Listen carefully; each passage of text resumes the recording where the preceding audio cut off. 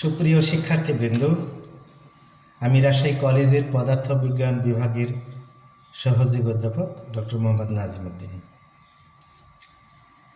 আমি এখন তোমাদের সামনে কোয়ান্টাম মেকানিক্স 1-এর 12 নম্বর লেকচার শুরু করতে যাচ্ছি।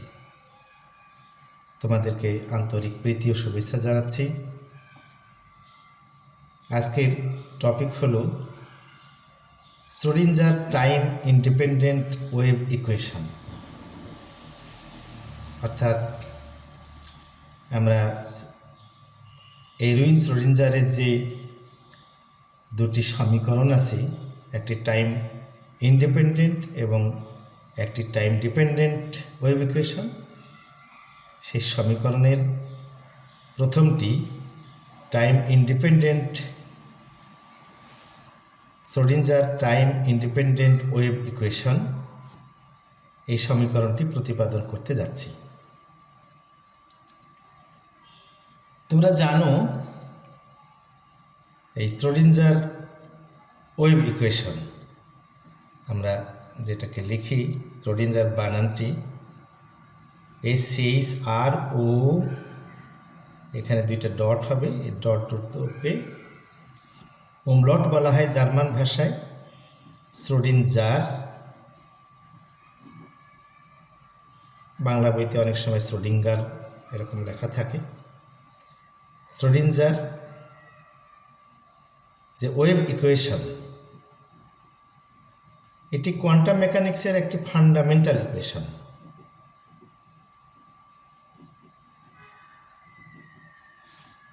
ইকুয়েশন কোয়ান্টাম মেকানিক্সের একটি মৌলিক সমীকরণ, একটা ফান্ডামেন্টাল ইকুয়েশন। যেমন ক্লাসিক্যাল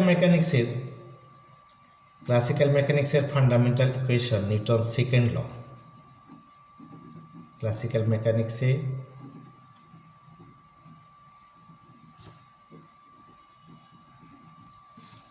মৌলিক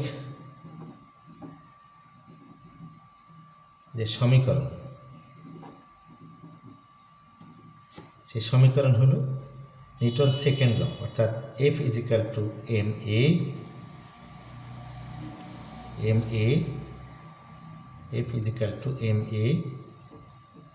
পরিষ্কার করে লিখি, F = ma, এবং এটা ma মানে d²x dt²। এটা হলো fundamental equation of classical mechanics. এই সমীকরণের মাধ্যমে আমরা ক্লাসিক্যাল মেকানিক্সের অনেক প্রবলেমকে সলভ করতে পারি। পক্ষান্তরে এরউইন শ্রোডিঞ্জার 1925 সালে ওয়েভ ফাংশনের উপর ভিত্তি করে একটি কনসেপ্ট উনি নিয়ে আসলেন, যে কনসেপ্টের মাধ্যমে একটি সমীকরণ প্রতিষ্ঠিত করলেন, এবং যে কনসেপ্টে ডি ব্রগলি ওয়েভ এবং প্ল্যাঙ্কস কোয়ান্টাম থিওরিকে কাজে লাগানো হয়েছে, সেই কনসেপ্টের মাধ্যমে একটি সমীকরণ প্রতিপাদন করলেই যে সমীকরণকে শ্রোডিঞ্জার ওয়েভ ইকুয়েশন বলা হয়। তাহলে ক্লাসিক্যাল মেকানিক্সকে গাইড করে এই সমীকরণ, অর্থাৎ এই সমীকরণ দ্বারা ক্লাসিক্যাল মেকানিক্স পরিচালিত হয়, আর কোয়ান্টাম মেকানিক্সকে গাইড করে শ্রোডিঞ্জার ইকুয়েশন। আমরা এখন দেখি যে কিভাবে শ্রোডিঞ্জার ইকুয়েশন প্রতিপাদন করা যায়। আমার ইতোপূর্বের লেকচারগুলোতে বারবার ঘুরে ফিরে একটি কথা বলা হয়েছে, সেটি হলো যে আমাদের যদি একটি সিস্টেম থাকে, পার্টিকেল সিস্টেম যদি থাকে, আমরা সিস্টেম বলতে একটা বক্সের মধ্যে একটা পার্টিকেল থাকতে পারে, একটা বক্সের মধ্যে অনেকগুলো পার্টিকেল থাকতে পারে, একটা ক্যাভিটির মধ্যে অনেক ফোটন থাকতে পারে, অনেক ইলেকট্রন থাকতে পারে। সলিড স্টেট ফিজিক্সে যখন আমরা পড়াশোনা করি তখন সেখানে মেটাল বা সেমিকন্ডাক্টর আছে, সেমিকন্ডাক্টরের মধ্যে নাম্বার অফ হোলস আছে, নাম্বার অফ ইলেকট্রনস আছে চার্জ ক্যারিয়ার হিসাবে। সেগুলো যেমন একটি সিস্টেম, একটি সেমিকন্ডাক্টরের অংশ বিশেষ, একটি ইলেকট্রনের আধার, হোলসের আধার। আমাদের ব্ল্যাক বডিতে একটি ক্যাভিটি যেমন ফোটনের আধার। কাজেই সবগুলোই কোয়ান্টাম মেকানিক্যাল পার্টিকেল এবং সবগুলোর বৈশিষ্ট্যকে বিবেচনা করতে গেলে তখন আমরা কোয়ান্টাম মেকানিক্সের যে তত্ত্ব বা বিধি বা নিয়ম আছে সেগুলোকে কাজে লাগাই। কাজে লাগিয়ে আমরা সেই প্রবলেমগুলোকে সলভ করি, সিস্টেমগুলোকে সলভ করি, সিস্টেমের ইনফরমেশন আমরা জানতে পারি, সিস্টেমের ডাটাকে আমরা ধরতে পারি, যেমন position, momentum, energy, angular momentum, spin, parity ইত্যাদি বিষয়গুলো আমরা সেখানে বের করতে পারি। ঠিক ওইরকম একটি কোয়ান্টাম মেকানিক্যাল সিস্টেম যদি হয়, যেমন আমি বারবার কোয়ান্টাম মেকানিক্যাল সিস্টেম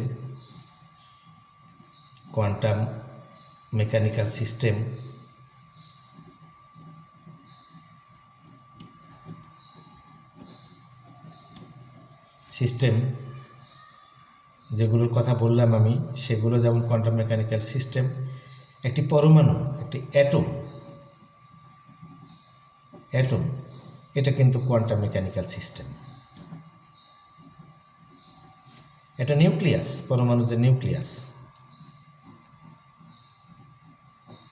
সেটিও কোয়ান্টাম মেকানিক্যাল সিস্টেম। শুধু black body quantum mechanical system না, অ্যাটমও quantum mechanical system, nucleus quantum mechanical system. আবার একটা প্রোটন বা নিউট্রনের মধ্যে যে কোয়ার্কস পার্টিকেল আছে, কাজে এটা প্রোটন নিউট্রন এরা নিজেরাও হচ্ছে কোয়ান্টাম মেকানিক্যাল সিস্টেম।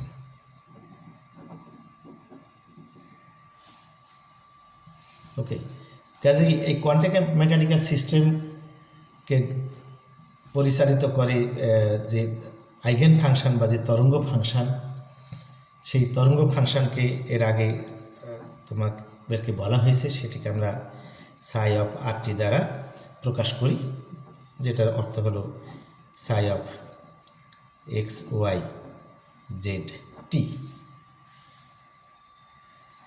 ওকে, তো আমরা জানি আমাদের যে ক্লাসিক্যাল মেকানিক্সে একটা পজিশন ভেক্টর যদি থাকে, একটা পজিশন ভেক্টর, এটি যদি ওয়াই হয়, এটি যদি এক্স হয়, এটা যদি জেড হয়, এখানে একটা পার্টিকেল যদি পি থাকে, তার স্থানাঙ্ক অবশ্যই এক্স ওয়াই জেড হবে। তো এরকম একটা পজিশন ভেক্টর যদি আর হয়, একটা রেডিয়াস ভেক্টর যদি আর হয়, এই রেডিয়াসটা একটা স্ফিয়ার তৈরি করতে পারে। তাহলে পরে সেই আর ভেক্টরটাকে আমরা কেমন করে লিখি? আমরা লিখি X I cap plus Y J cap plus Z K cap. অর্থাৎ একটা পার্টিকেলের যে লোকেশন, এই যে লোকেশন অর্থাৎ অবস্থান, পার্টিকেলের যে লোকেশন, সেই লোকেশন এই রেডিয়াস ভেক্টর দ্বারা প্রকাশ করা হয়। এবং এটা মুভমেন্টে থাকলে পরে অবশ্যই এখানে টাইমের প্রশ্নটা আসবে, কোন একটা সময়ে এই পজিশনটা এক টাইম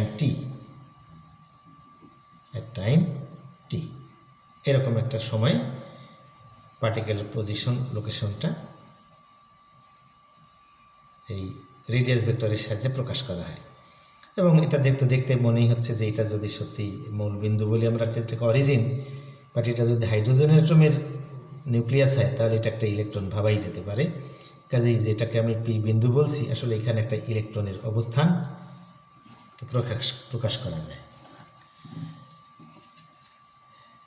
আমরা জানি যে ম্যাক্সওয়েলস ইকুয়েশনে যে ওয়েভ ইকুয়েশন আছে, থ্রি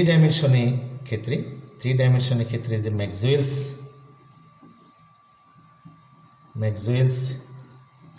ওয়েভ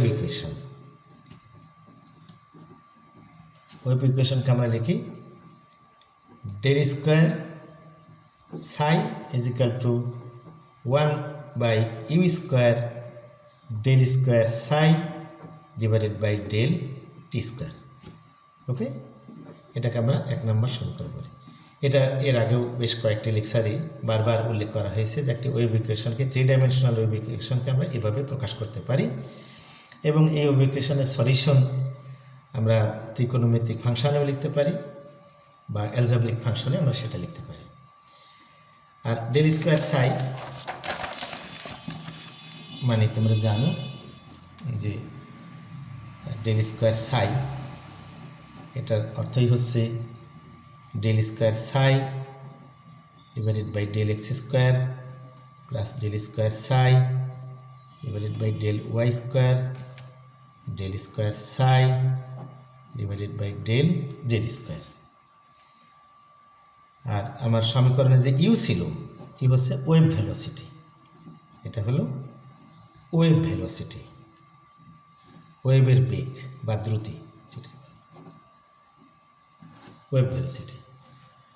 ওকে, তাহলে 1 নম্বর সমীকরণে আমরা সলিউশনকে ধরতে পারি। আমাদের 1 নম্বর যে সমীকরণ ছিল আমি সমীকরণটা আবার লিখছি, ডেল স্কোয়ার সাই সমান 1 ভাগ U square del square psi divided by del T square. এটা 1 নম্বর সমীকরণ ছিল আমাদের। এই সমীকরণের সমাধানকে ধরি, সমাধান এটা পসিবল সমাধান।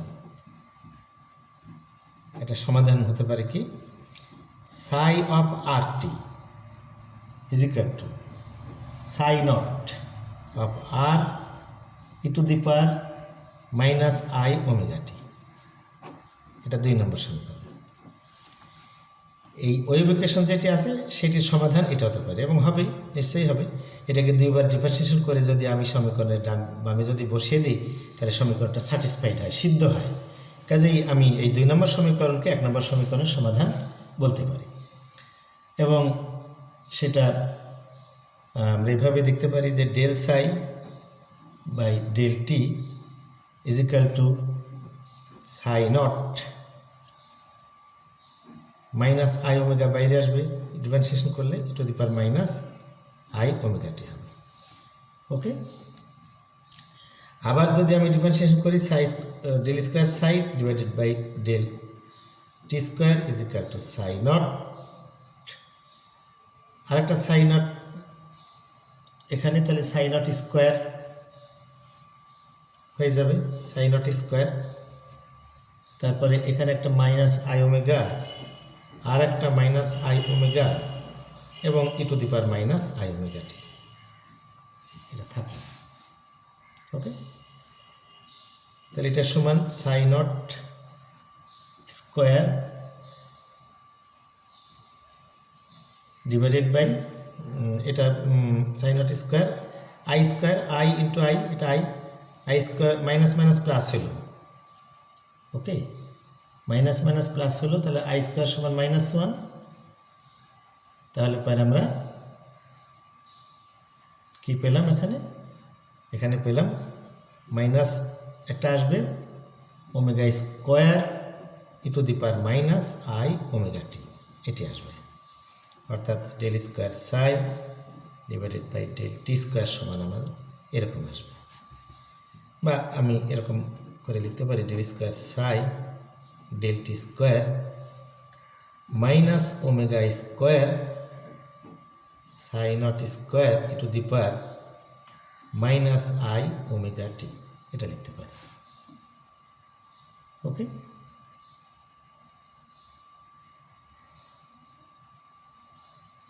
রাইট। তাহলে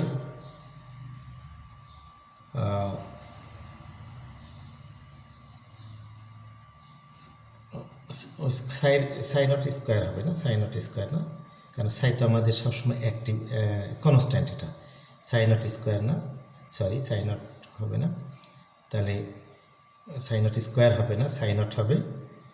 তাহলে আমার এরকম পেলাম, তাহলে এটা সমান আমাদেরকে সাই, তাহলে del square psi divided by del T square minus omega square psi, এই সমীকরণটা আমরা পেলাম। এটা 3 নম্বর সমীকরণ। এখানে সাই নট স্কোয়ার হবে না, সাই নট তো আমাদের একটা কনস্ট্যান্ট, এটা সবসময় সাই নটই থাকবে। ওকে, তাহলে আমরা 3 নম্বর সমীকরণ পেলাম। এখন 1 নম্বর সমীকরণ আমাদের ছিল, আমি আবার দেখি 1 নম্বর সমীকরণ কী ছিল, del square psi is equal to 1 divided by u square del square psi by del T square. আর আমাদের 3 নম্বর সমীকরণ কী দাঁড়ালো, del square psi divided by del T square is equal to minus omega square psi. এটা 3 নম্বর, এটা ছিল আমাদের 1 নম্বর, এটা হলো 3 নম্বর। ওকে, তাহলে ফ্রম 1 and 2, 1 আর 3 থেকে আমরা কি দেখতে পাচ্ছি, ফ্রম 1 and 3, 1 আর 3 থেকে আমরা কি দেখতে পাচ্ছি, আমরা পাই del square psi is equal to minus 1 by u square, কারণ del square psi by del T square সমান omega minus omega square psi. Okay, এটার ভ্যালু আমরা এটা এখন বসাবো, তাহলে মাইনাস হলো, আর এখানে কি হলো, ওমেগা স্কোয়ার সাই হলো। ওকে, और del square psi plus 1 by u square omega square psi is equal to 0। এটা 4 নম্বর সমীকরণ। এখন আমরা জানি আমরা জানি কি জানি, ওমেগা সমান টুয়াইস পাই নিউ বা এফ বা এন ইত্যাদি। আবার তরঙ্গ বেগ ইউ সমান নিউ ল্যামডা, তরঙ্গ বেগ এটা ওয়েভ ভেলোসিটি,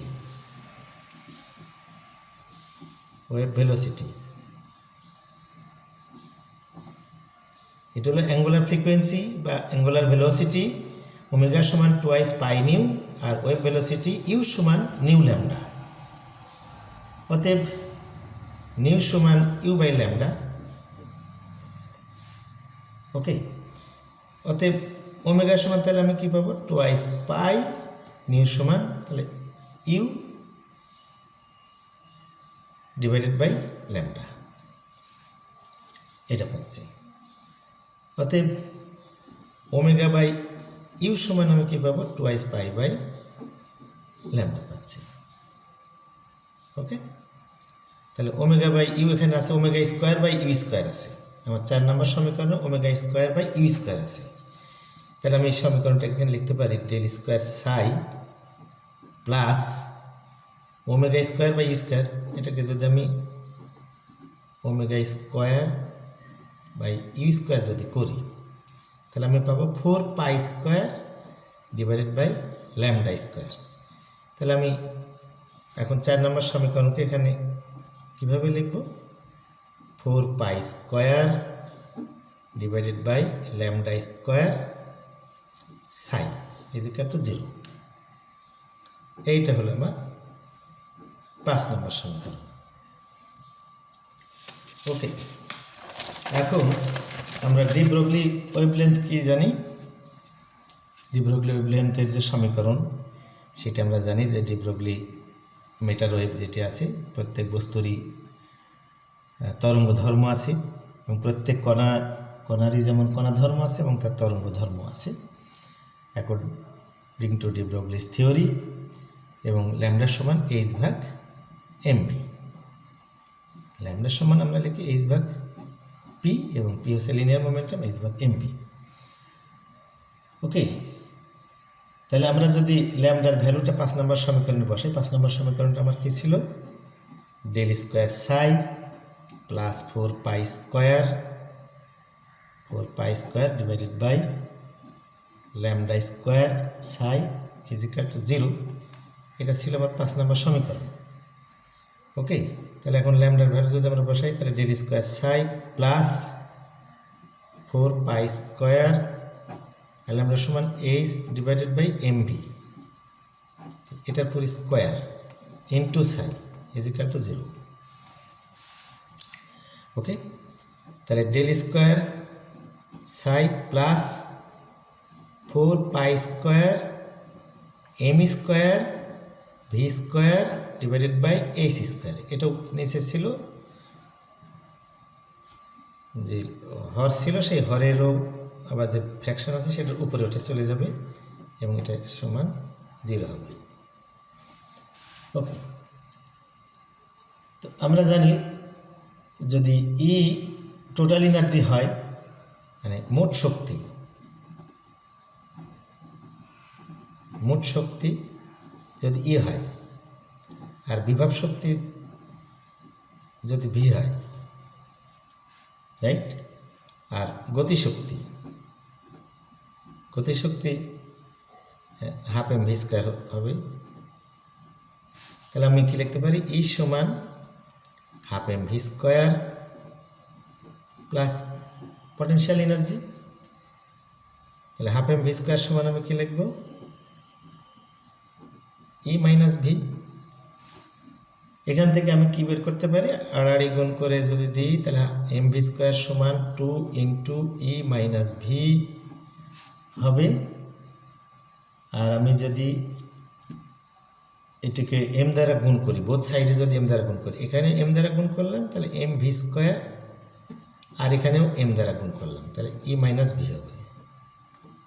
এপাশে বোথ সাইডে একটা এম দ্বারা গুণ করলাম, এখানে এম দ্বারা গুণ করলাম, এখানে এম দ্বারা গুণ করলাম। তাহলে আমার কি হলো, এখানে আমি পেলাম এম স্কোয়ার ভি স্কোয়ার সমান twice m e minus v, এরকম পেলাম। এখন আমার যে সমীকরণ ছিল 6 নম্বর সমীকরণ ছিল del square psi plus 4 pi square m square v square divided by h square psi is equal to 0। এটা ছিল আমার 6 নম্বর সমীকরণ। এই 6 নম্বর সমীকরণ এম স্কোয়ার ভি স্কোয়ার সমান আমি বসিয়ে দিই। তাহলে del square psi plus 4 pi square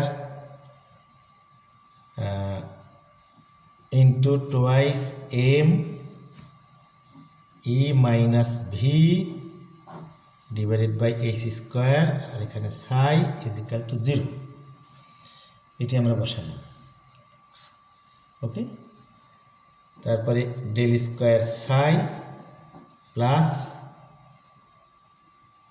এই যে 4 পাই স্কোয়ার আছে, আমরা এটাকে twice m e minus v উপরে লিখি, আর এই 4 পাই স্কোয়ারের এইচের নিচে টুয়াইস পাই করে দিই, দিয়া স্কোয়ার করে দিই into psi is equal to 0।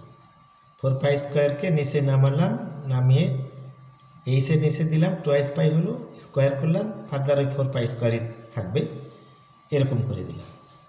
Okay, তাহলে del square psi plus twice m e minus v, আর এইচ ভাগ twice pi reduced Planck's constant, কাজেই আমি এইচ ক্রস স্কোয়ার লিখতে পারি, এটাকে এইচ ক্রস স্কোয়ার আমি এটাকে লিখি, আর এখানে হলো সাই ইজ ইকাল টু 0।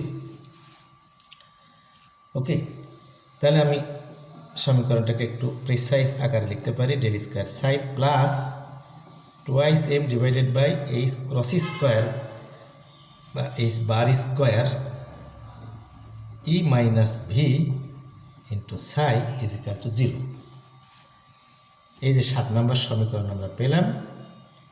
এই 7 নম্বর সমীকরণই হলো Schrodinger time independent equation in quantum mechanics.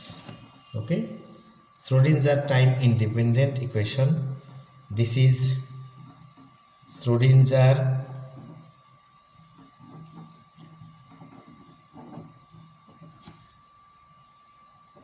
time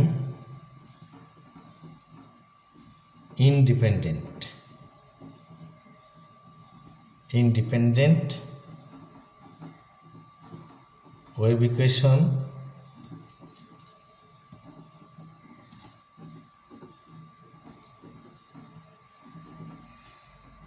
in quantum mechanics. কি আছে এখানে? Del square psi. Del square মানে তোমরা জানো যে ডেল স্কোয়ার, এটাকে ফুল ফর্মে আমরা ইচ্ছা করে লিখতে পারি। ডেল স্কোয়ার মানে হচ্ছে del square by del x square plus del square by del Y square del square by del Z square. তাহলে এখানে ই হলো টোটাল এনার্জি, ভি হলো পটেনশিয়াল এনার্জি, সাই আমাদের তরঙ্গ ফাংশন বা আইগেন ফাংশন যেটাকে আমরা বলি। ওকে, ই হলো total energy, v potential energy, del square laplacian operator. এই যে শ্রোডিঞ্জারস ইকুয়েশন, এই ইকুয়েশনটা টাইমের উপর ডিপেন্ড করে না, অর্থাৎ এখানকার যে চলক আছে সেই চলকটি টাইমের উপর ডিপেন্ড করে না। আমরা এই জন্য এই সমীকরণটাকে বলি টাইম ইন্ডিপেন্ডেন্ট শ্রোডিঞ্জার ইকুয়েশন। পরবর্তীতে আমরা এর উপর অ্যাপ্লিকেশন দেখব এবং কোনো কোয়ান্টাম মেকানিক্যাল সিস্টেমকে সলভ করার জন্য আমরা এই সমীকরণটাকে ব্যবহার করতে পারবো। This is the famous Schrodinger's equation, wave equation. তো প্রিয় শিক্ষার্থীবৃন্দ, এটি ছিল আমার 12 নম্বর লেকচারের বিষয়বস্তু, শ্রোডিঞ্জার টাইম ইন্ডিপেন্ডেন্ট ইকুয়েশন প্রতিপাদন। সেটি তোমাদের সামনে উপস্থাপন করা হলো।